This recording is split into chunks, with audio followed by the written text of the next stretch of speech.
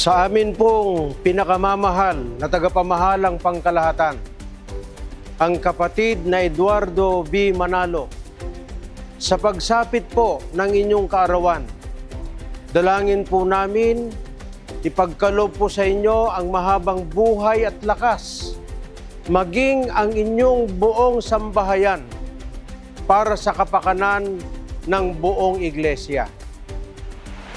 Mula po sa amin ng mga ministro at mga manggagawa, kasama po ang aming buong pamilya, lahat ng mga may tungkulin at mga kapatid dito sa distrito ng Lawag City, Ilocos Norte.